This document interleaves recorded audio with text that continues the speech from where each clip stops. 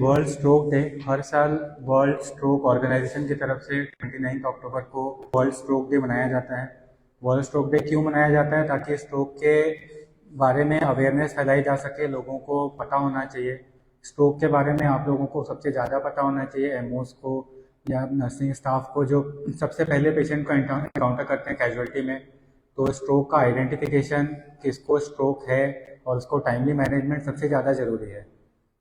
तो स्ट्रोक काफ़ी पुरानी बीमारी है, इसे हिंदी में लकवा कहते हैं, संस्कृत में पक्षाघात कहते हैं, और कॉमनली लोग लकवे के नाम से ही जानते हैं।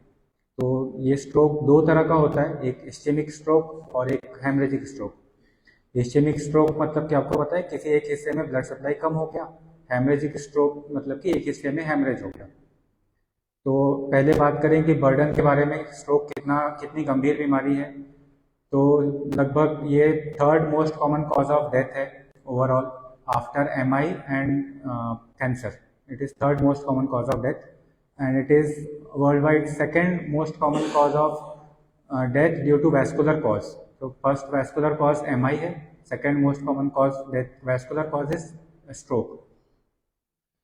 और हम बात करें कि कितना कॉमन है, तो पूरे वर्ल्ड में लगभग हर साल 16 से 17 मिलियन लोगों को स्ट्रोक होता है, और उसमें से लगभग 5 मिलियन की डेथ हो जाती है। 5 मिलियन मतलब लगभग 50 लाख लोगों की डेथ हर साल स्ट्रोक के कारण होती है केवल। और अगर केवल यूएस के डाटा की बात करें, क्योंकि लिटरेचर में यूएस का डाटा ज़्यादा है, तो यूएस के डाटा की बात करें तो लगभग 8 लाख लोगों को यूएसए में स्ट्रोक होता है हर साल।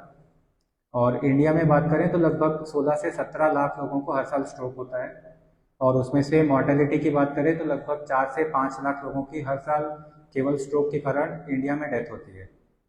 तो काफ़ी गंभीर समस्या है, इसके लिए प्रिवेंशन बहुत ज़्यादा ज़रूरी है। और सबसे अच्छी बात यह है कि 90% ऑफ स्ट्रोक को हम प्रिवेंट कर सकते हैं। जो प्रिवेंटिव मेजर्स हैं हम आगे बात करेंगे, अगर हम उनको फॉलो करेंगे तो 90% ऑफ केसेस से हम बच सकते हैं। तो इसके लिए इसका अवेयरनेस होना, इसके रिस्क फैक्टर्स की जानकारी होना काफ़ी ज़रूरी है। अब हम बात करते हैं कि कितना कॉमन है, ये हमने बात कर ली। इसके बाद टाइप्स के मैंने बताया, जैसे कि एक इस्चेमिक स्ट्रोक और एक हेमरेजिक स्ट्रोक। तो इस्चेमिक स्ट्रोक फिर से दो तरह का होता है।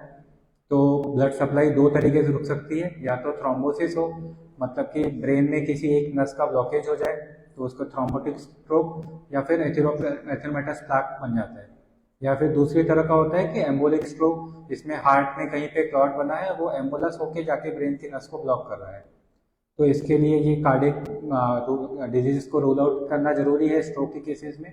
Ischaemic stroke 80% of stroke cases होते हैं, केवल जो 20% केसेस होते हैं वही हेमरेजिक स्ट्रोक के केसेस होते हैं। हेमरेजिक स्ट्रोक में भी कई तरह के हेमरेज होते हैं। एक जो कॉमनली हम देखते हैं, hypertensive haemorrhage, which is near basal ganglia या फिर सेरेबेलम। तो ये हेमरेजिक स्ट्रोक हुआ।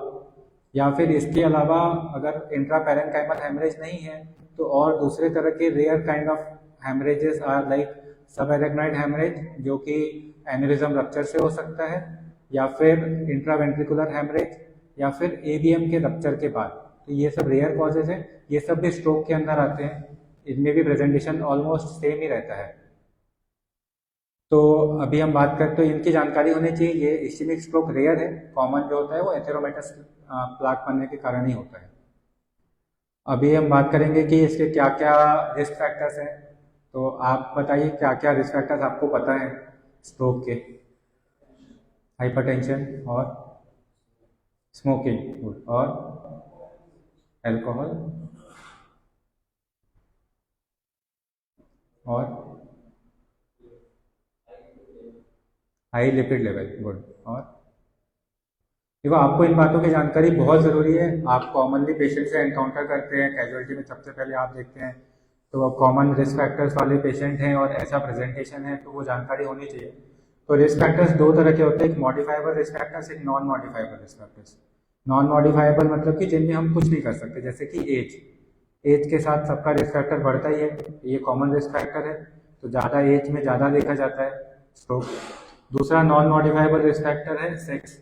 तो ऐसे ही यंग मेल्स में ज़्यादा रिस्क फैक्टर होता है स्ट्रोक का, यंग मेल, क्योंकि फीमेल्स में ईस्ट्रोजन का लेवल ज़्यादा होता है तो उसमें थोड़ा कम देखा जाता है। एज के साथ पोस्ट मेनोपॉजल वुमेन में, क्योंकि फीमेल्स में लाइफ स्पैन भी ज़्यादा होता है, और ओरल कॉन्ट्रासेप्टिव्स के बाद या पोस्ट मेनोपॉजल उसमें फिर रिस्क बढ़ जाता है। तो अगर ओल्डर एज में देखें तो फीमेल्स में रिस्क बढ़ जाता है। नॉन मॉडिफाइबल रिस्क फैक्टर्स में दूसरे रिस्क फैक्टर से कुछ रेसेस में ज़्यादा होता है, अफ्रीकन एथेसिटी या ऐसे किसी केसेस में ज़्यादा होता है रिस्क, या फिर जेनेटिक फैक्टर्स है या प्रीवियस फैमिली हिस्ट्री। ये सारे नॉन मॉडिफाइबल रिस्क फैक्टर्स हैं, इनमें हम कुछ नहीं कर सकते। एज या जेनेटिक या फैमिली हिस्ट्री को हम चेंज नहीं कर सकते, या प्रीवियस स्ट्रोक। हमारा ध्यान होना चाहिए मॉडिफाइबल रिस्क फैक्टर्स में, जैसे आपने बताया डायबिटीज़, हाइपरटेंशन, ये सबसे कॉमन रिस्क फैक्टर्स हैं। स्मोकिंग एक बहुत ही कॉमन रिस्क फैक्टर है। उसके साथ एक्सेसिव अल्कोहल इंटेक, ये भी एक रिस्क फैक्टर है। उसके अलावा ओबेसिटी है, then dyslipidaemia, derange blood lipid levels. ये सारे प्रिवेंटिव मेजर्स से हम कंट्रोल कर सकते हैं। इन सारी चीज़ों को हम कंट्रोल में रखेंगे तो स्ट्रोक के चांसेस कम होते हैं। अभी स्ट्रोक को कैसे पहचाना जाए इस पे आते हैं, क्लिनिकल फीचर्स। तो आप बताइए पहले क्या क्या क्लिनिकल फीचर्स आपको पता है। लॉस ऑफ कॉन्शियसनेस, वर्टाइगो, और weakness of any part of body, और हाँ weakness of upper limb lower limb, ठीक है, और हेमीप्लेजिया, ठीक है, वीकनेस वही हो गया, और माउथ डेविएशन, और सडन लॉस ऑफ स्पीच, हाँ ठीक है, और हॉर्सनेस ऑफ वॉइस। तो इसका एक निमोनिक बनाया गया है वर्ल्ड स्ट्रोक ऑर्गेनाइजेशन की तरफ से, बी फास्ट, BEFAST। तो B is loss of balance, then E is eyes में प्रॉब्लम, मतलब लॉस ऑफ विजन और blurring of vision in one eye और बोथ आईज। ये सभी को पता होना चाहिए, be fast, BE। Then F is for facial deviation और facial asymmetry. Then A is arm weakness, तो it can be upper limb weakness, lower limb weakness, और both upper limb and lower limb weakness, hemiplegia. तो FA, S से speech disturbances. तो speech disturbances में it can be either difficulty in talking और it can be jargon speech. It means patient मतलब person कुछ बोल रहा है मगर वो समझ नहीं पा रहे घर वाले की क्या बोल रहा है। तो it can involve Broca's area, it can involve Wernicke's area. Wernicke's area में समझने में दिक्कत हो सकती है, ब्रोकाज एरिया में बोलने में दिक्कत हो सकती है। तो किसी तरह की भी स्पीच प्रॉब्लम, ये सारी स्पीच प्रॉब्लम्स के अंदर आती है। ये सारी चीज़ें सडन होनी चाहिए, sudden loss of consciousness, sudden loss of balance, sudden difficulty in vision, and sudden weakness of upper limb and lower limb. And then last is T, so T is for timely intervention, time to rush hospital immediately. So be fast mnemonic आप सभी को पता होना चाहिए, और ये काफ़ी पुराना निमोनिक है वर्ल्ड स्ट्रोक ऑर्गेनाइजेशन की तरफ से। तो अभी ये सारे क्लिनिकल फीचर्स हो गए स्ट्रोक के, तो लगभग क्लिनिकल फीचर्स यही होते हैं। इनके साथ अगर कोई पेशेंट आता है तो हमें तुरंत इन्वेस्टिगेट करना चाहिए। अब बात आती है इन्वेस्टिगेशन की, तो क्या इन्वेस्टिगेशन करना चाहिए? सबसे पहले सिटी स्कैन या MRI। ठीक है, सिटी स्कैन या MRI क्यों करते हैं? क्योंकि सबसे पहले पेशेंट एक साइड वीकनेस के साथ आया है, कॉमनली पेशेंट ऐसे ही आते हैं, और बीपी बढ़ा हुआ है, कॉमन प्रेजेंटेशन यही होता है। तो सिटी स्कैन कॉमन इसके लिए किया जाता है ताकि ब्लीडिंग तो नहीं है, क्योंकि हम ब्लड थिनर्स देने वाले हैं। तो सबसे पहले सिटी स्कैन जल्दी हो जाता है, इजीली अवेलेबल होता है, पेरीफेरी में भी अवेलेबल होता है। काफ़ी छोटे शहरों में MRI मशीन ही नहीं होती, तो वो रूल आउट करने के लिए कि अंदर हाइपरटेंसिव ब्लीड के कारण हेमरेजिक स्ट्रोक है या फिर इश्केमिक स्ट्रोक है, तो वो रूल आउट करने के लिए तुरंत रूल आउट हो जाता है। तो इसके लिए सिटी स्कैन बहुत अर्जेंट मोडालिटी है और इजी मोडालिटी है। अगर फैसिलिटी अवेलेबल है तो MRI इज़ बेटर मोडालिटी, ताकि हम उसमें स्ट्रोक कितनी ड्यूरेशन हो गई है वो देख सकते हैं, और अर्ली स्टेजेस में स्ट्रोक सिटी पे दिखाई भी नहीं देता, तो वो MRI पे अच्छे से दिखाई दे देता है। इसके लिए MRI is a better modality. अगर पेरीफेरी में MRI इज़ नॉट अवेलेबल तो सिटी तुरंत करना चाहिए। फिर MRI करके फिर क्या फ़ायदा होता है? तो MRI से आजकल मैनेजमेंट पे बात आते हैं। मैनेजमेंट पे सबसे पहले आता है प्रिवेंशन, प्राइमरी प्रिवेंशन और सेकेंडरी प्रिवेंशन। तो व्हाट इज प्राइमरी प्रिवेंशन?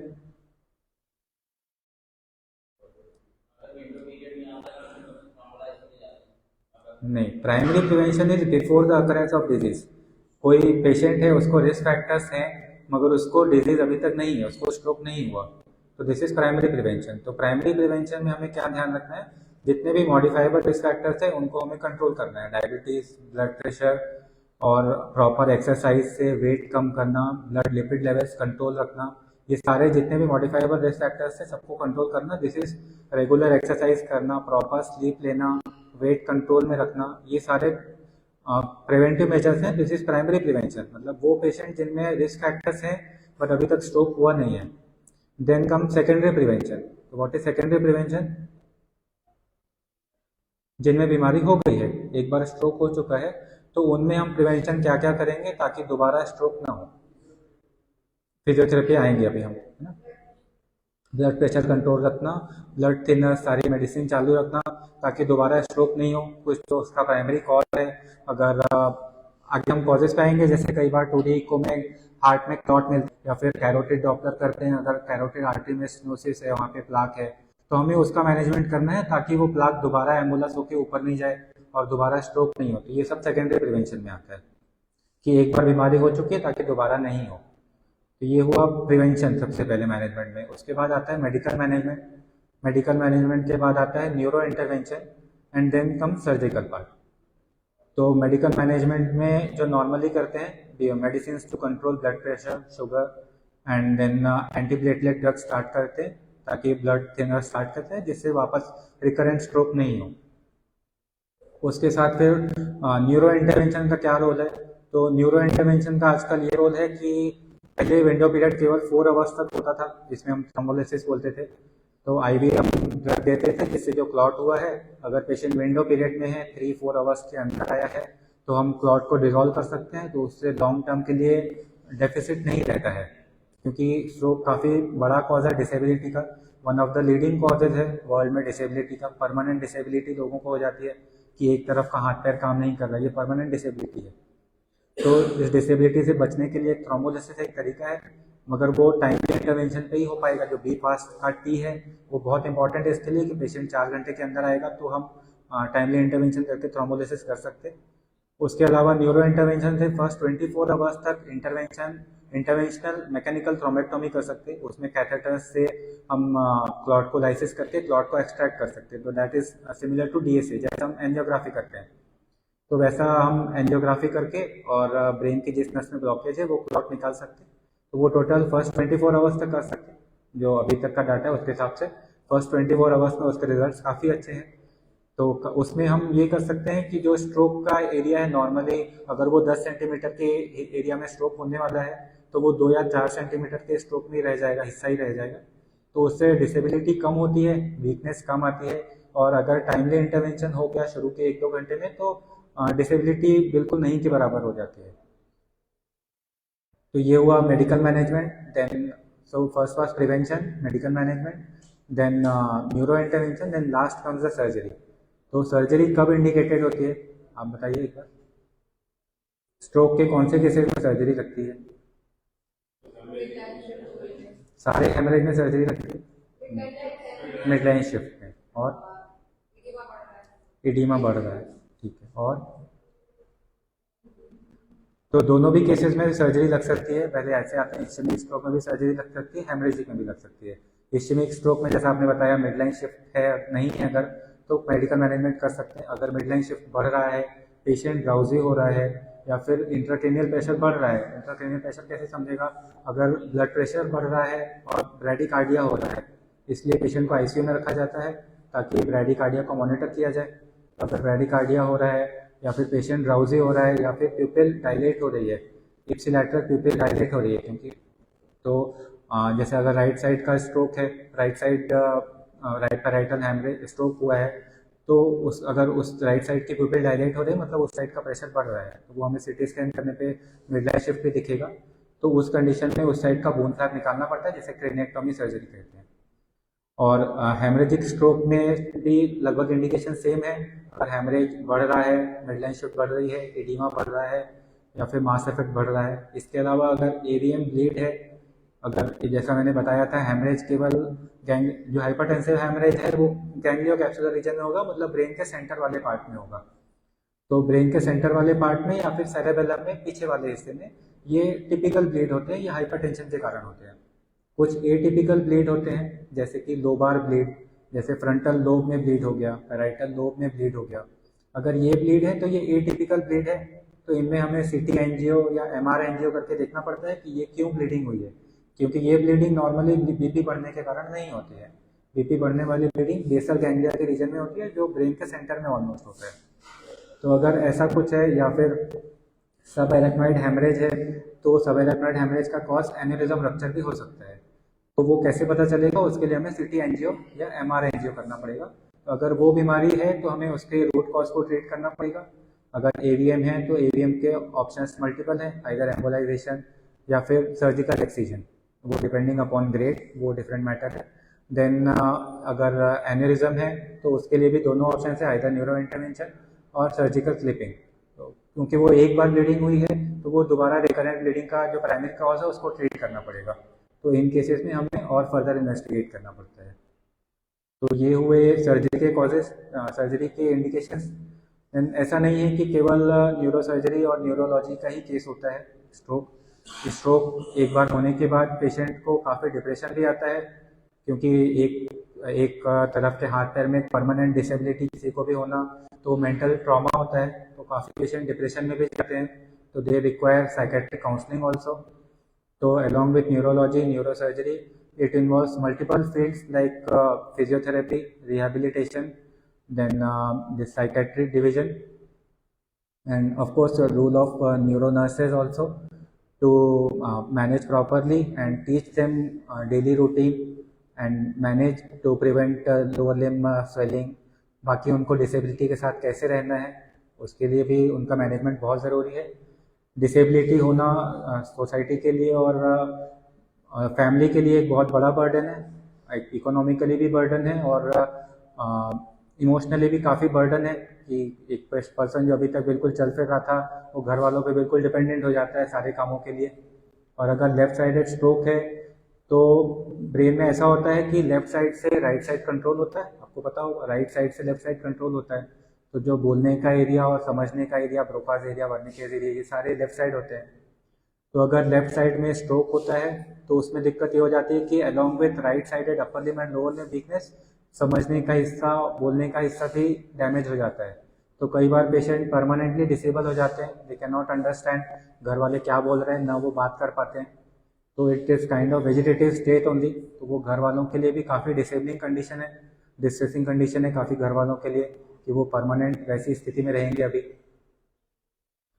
और अगर ब्रेन स्टेम का इन्वॉल्वमेंट होता है, कई हेमरेजेस में अगर ब्रेन स्टेम का इन्वॉल्वमेंट है तो रेस्पिरेशन का सेंटर ब्रेन स्टेम में होता है। तो कई बार ऐसे पेशेंट्स वेंटिलेटर से बाहर भी नहीं आ पाते, क्योंकि वो डिपेंड करता है कि ब्लीडिंग या स्ट्रोक कौन से एरिया का हुआ है। अगर वो मोटर एरिया का स्ट्रोक हुआ है या इंटरनल कैप्सूल के एरिया का हुआ है तो वीकनेस आती है। ब्रेन स्टेम के एरिया का स्ट्रोक हुआ है तो सांस लेने में दिक्कत और हार्ट रेट में दिक्कत, ये दिक्कतें आती हैं, या कॉन्शियसनेस में दिक्कत आती है।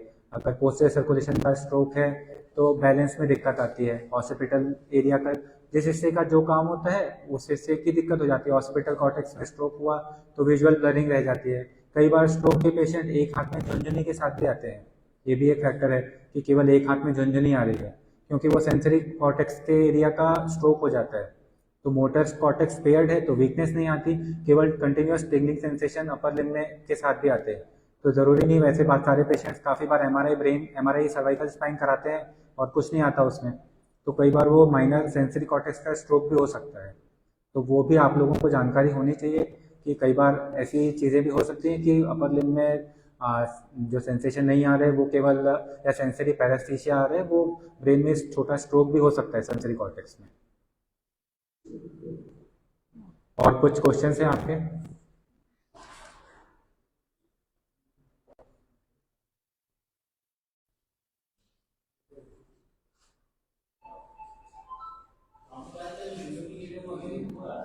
4 आवर्स पे, 3.5 to 4 आवर्स, बट जितना जल्दी होगा उस पर डिपेंड करता है। और बाकी एमआरआई पे भी डिपेंड करता है। एमआरआई पे हम सीक्वेंसेस लगाते हैं, फ्लेयर सीक्वेंस डिफ्यूजन, तो फ्लेयर डिफ्यूजन मिसमैच रहता है। वो काफ़ी सारे वो भी क्राइटेरिया है कि अगर अभी इतना स्ट्रोक नहीं हुआ कि डिफ्यूजन पे दिख रहा है, फ्लेयर पे चेंजेस नहीं आए उस हिसाब से, तो उस पर भी डिसाइड होता है। Normal window period in general is 4 hours, 4 to 4.5 hours.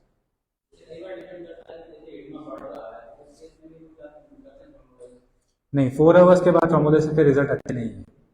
4 hours के बाद करना है अगर, तो हमें मैकेनिकल थ्रोम्बेक्टोमी करनी होती है, न्यूरो इंटरवेंशन, डीएसए जिसे, डीएसए में करके वो 24 आवर्स तक अच्छे रिजल्ट है, 24 आवर्स तक कर सकते हैं वो।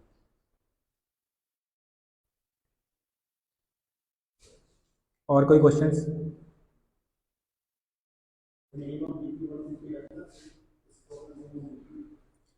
यंग एज में भी स्ट्रोक होते हैं काफ़ी कॉमन। यंग एज में स्ट्रोक के क्या कॉमन कॉजेज होते हैं बताइए? बच्चों में स्ट्रोक होता है,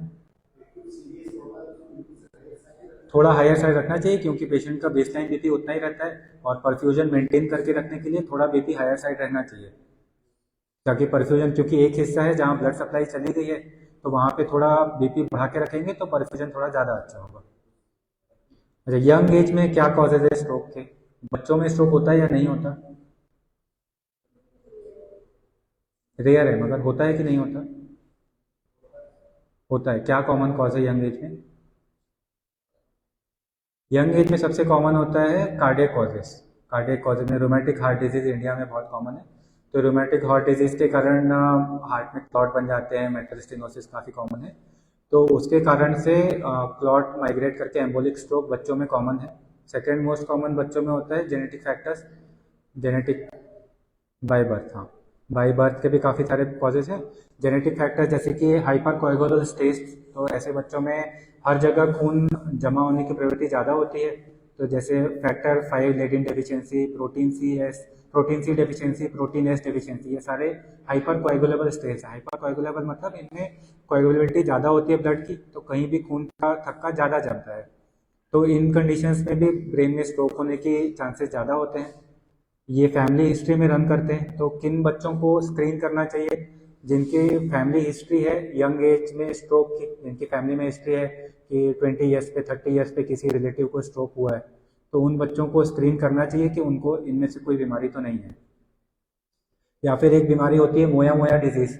मोया मोया डिजीज़ में आईसीए, जो इंटरनल कैरोटिड आर्टरी है, वो ब्रेन में जैसे ही घुसती है उसके ऊपर स्टेनोसिस हो जाता है, सुप्राक्लाइनॉइड आईसीए स्टेनोसिस। तो ब्रेन के अंदर जैसे ही इंटरनल कैरोटिड आर्टरी घुसती है उसके बाद वो पतली हो जाती है, तो वो हमको डीएसए करके समझने में दिखता है। तो उस कंडीशन में भी स्ट्रोक काफ़ी कॉमन है बच्चों में, मोया मोया डिजीज़ अगर है वो डीएसए में पता चलता है, उसके लिए सर्जरीज होती हैं।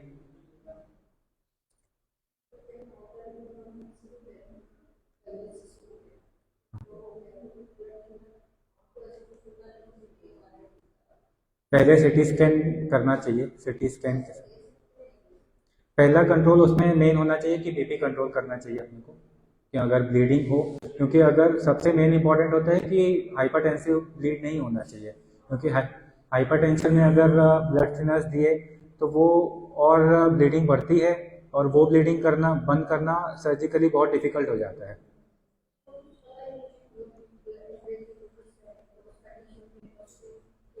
नहीं, पहले सीटी का वेट करना चाहिए, कोशिश करनी चाहिए पेशेंट जब तक कॉन्शियस है। पहले अगर पेशेंट अनकॉन्शियस हो रहा है तो हमें एयरवे, ब्रीदिंग, सर्कुलेशन, ये चीज़ें मैनेज करनी चाहिए। और प्राइमरी एम होता है कि हाइपरटेंशन को रूल आउट करना। अगर हाइपरटेंसिव ब्लीड है और हमने उसमें ब्लड थिनर्स दे दिए तो ब्लीडिंग बहुत ज़्यादा होती है, तो वो सर्जिकली कंट्रोल करना भी बहुत मुश्किल होती है, क्योंकि ब्लड थिनर्स से प्लेटलेट फंक्शन भी रेंज हो जाते हैं, तो प्लेटलेट काउंट नॉर्मल होता है, उसके बाद भी ब्लीडिंग नहीं रुकती है, क्योंकि प्लेटलेट का फंक्शन डिरेंज हो गया। प्लेटलेट काउंट नॉर्मल होगा, बीटी सीटी भी स्लाइटली डिरेंज होगा, मगर उसके बाद भी ब्लीडिंग नहीं रुकती है, वो क्योंकि प्लेटलेट का फंक्शन खराब हो जाता है बेसिकली।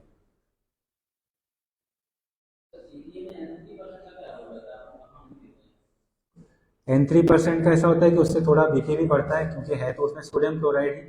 तो पहले हम कोशिश करते हैं कि अगर एडिमा, N3% क्यों देते हैं? ताकि वो एडिमा को कम करने के लिए, तो हम पहले मैनेटॉल को ट्राई करते हैं।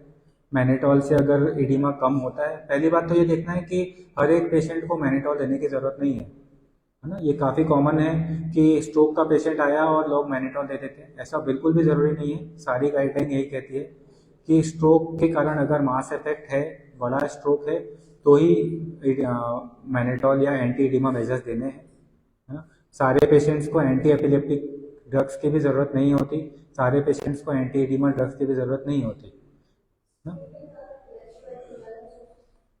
मेनली क्यों होता है, क्योंकि हम मैनेटॉल देते हैं। हमारे यहाँ पे सेटअप में मैनेटॉल हम देते हैं, मैनेटॉल के कारण डिहाइड्रेशन होता है, 3% NH देते हैं, उससे सोडियम और बढ़ता है।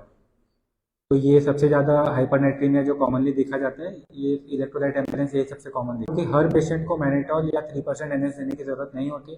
जिनमें एडिमा ज़्यादा है, एडिमा हमको ग्रॉसली कैसे समझेगा, पेशेंट अगर कॉन्शियस है तो एडिमा ज़्यादा नहीं होता, एक ग्रॉस ऐसे देख सकते हैं। बाकी वो CT स्कैन और MRI पे हमें समझेगा कि एडिमा ज़्यादा है या नहीं। अगर MRI पे एडिमा दिख रहा है तो हमें 3% या मैनेटॉल देना चाहिए, ताकि वो जो बाकी का ब्रेन है उसको और प्रेस नहीं करे, क्योंकि जो हिस्से में इन्फाक्ट हो गया है उसका फंक्शन तो ऑलरेडी कम हो गया है। एडिमा के कारण आसपास के सराउंडिंग ब्रेन का भी फंक्शन कम होगा, तो उसका फंक्शन प्रिजर्व करने के लिए हम एंटी एडिमा मेजर देते हैं।